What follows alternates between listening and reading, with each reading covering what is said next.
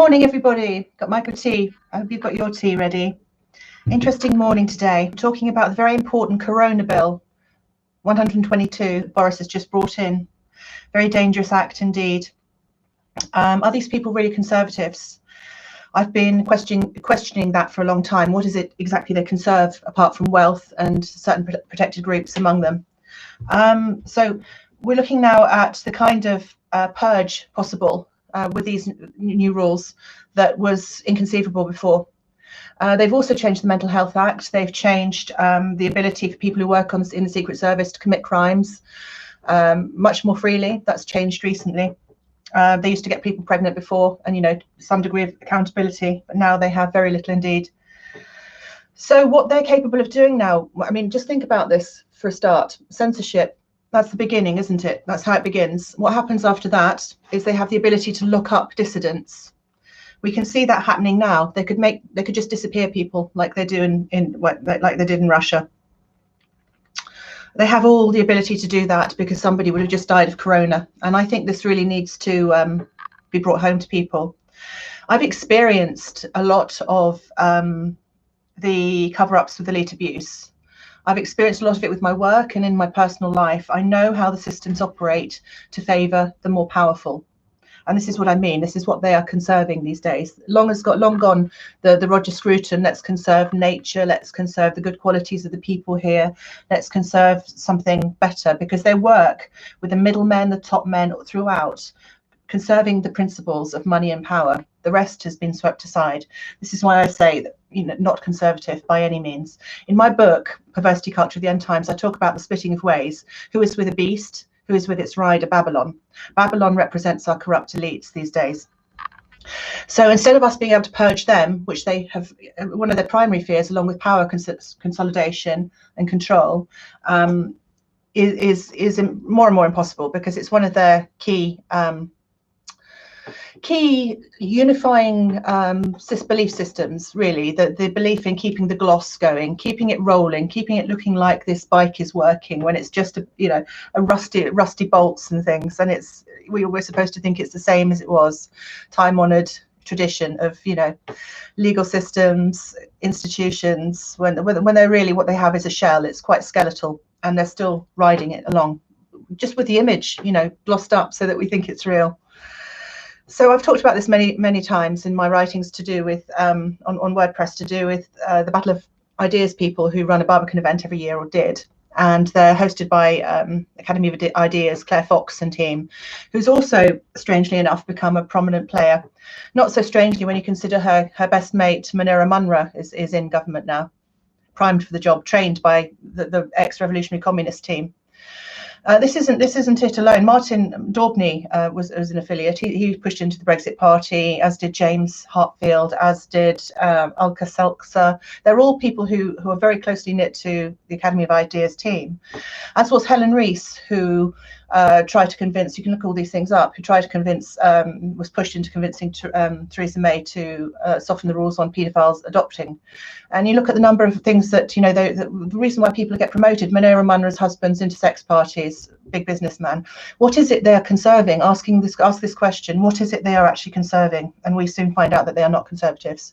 It's to do with the system, the globalized system, being in league with that, being in affiliation with it, from the top men to the middle men to all of them, really. And you can't really get along within the systems unless you bow and scrape to it. So people are expecting some kind of totalitarian flag coming in and saying, here we are. That's not how it works in history.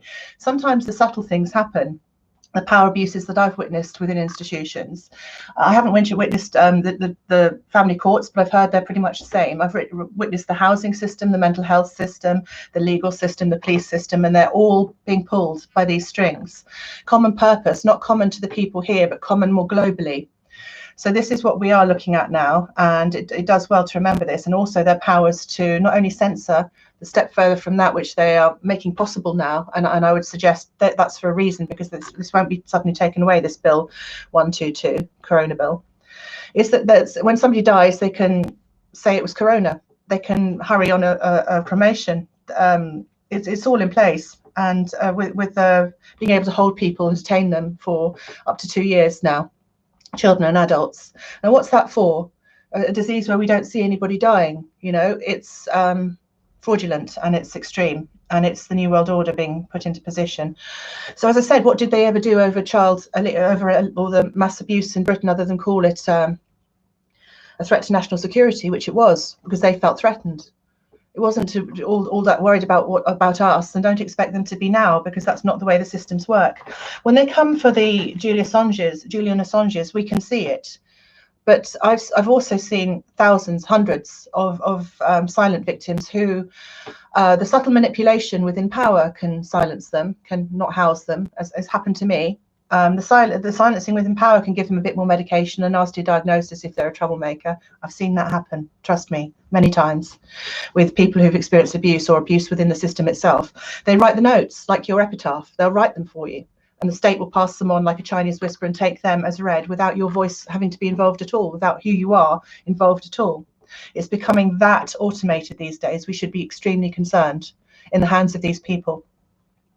So they will use all the institutions in that way. They can mess around and pull the strings, you know, like a little word on this person's shoulder, little amendment in this person's notes, in this person's character, pass it on, and you get your comeuppance in life. You know, sometimes you don't even know it, but sometimes when you look at the chain of events and how they've been manipulated, and for instance, who arrived in Cambridge for my legal aid hearing 20 miles away from St Albans was a top housing councillor, the top guy. Somebody tipped him off that I was there and made complaints about housing. He asked if I was going to sue the health authority, and the rest of the people there who were going to judge on my legal aid, whether I'd get it, withdrew. So then these things add up. These things add up bit by bit, and you realize that the network is made that way. So rather than suddenly people turning into awful sort of Nazis or Stasi, it's really controlled by strings very subtly. And the only ones we ever hear about are people like Julian Assange, and there are thousands more, okay? And there will be thousands more. We have to be aware of what's pulling these strings. It's not what we see, and it's not always what's tangible, but it's what's going on behind. And it's a very deviant organization that has been at large and is growing in strength. So, you know, from censorship goes silencing people one step further, and they have the ability to do that now. What do they actually conserve? Well, themselves. There's this massive split between them and us now. We can see it's saddening for me when I first saw how many people experience the Jimmy Savile type situation. It's saddening to me to see many more of you being rolled into this point of being worthless to them, as I was, and many of the people I've known were. But this is something that we have a head start on. The reason they kept us out of the CSA inquiry, again, we've seen the face of power abuse. They don't want any dissidents there. The reason why they keep people who really know out of power and authorities for that reason, because they only want the smooth running, slippery people who are going to go along with it. Okay, that doesn't mean that everybody within power is like that, but they do have to make concessions, and those concessions for a lot of decent people are just too difficult to make, and we would frighten the hell out of them. And you know, when they fear their purge as some kind of puritanical witch hunt, which, you know, the various groups within them are more inclined to feel instinctively, that's exactly what we need to do, because otherwise there'll be no resolving of this. And they can say that's extremism. They can point the finger, because, you know, the only people who could be guilty are native, you know, Europeans or British people in this sense, because, you know, everyone else in the higher echelons has slid away their identity and sold out to the higher purpose, you know, the higher scheme, the higher they go up. So it's very clear that we're going to be targeted. And you know, when I first came into this realization, it was very hard for me too. I was one of the last people to really think about the Twin Towers. You know, a lot of ideas I find very difficult to take. But when you realize that we've been spending the past 50, 60 years looking for eugenists, Nazis, and self-moderating thought, criticizing ourselves to ameliorate, to get on and be kinder, better people. And then there are people in authority and power who are using this, who don't give a damn. And they're the eugenists. They're the ones who are acting like Nazis. We've been fed a lie, and they're still trying to spin this lie and cause racial hatred and knock down statues just so that, you know, they can hide somewhere else. That doesn't matter much to them, as we can see.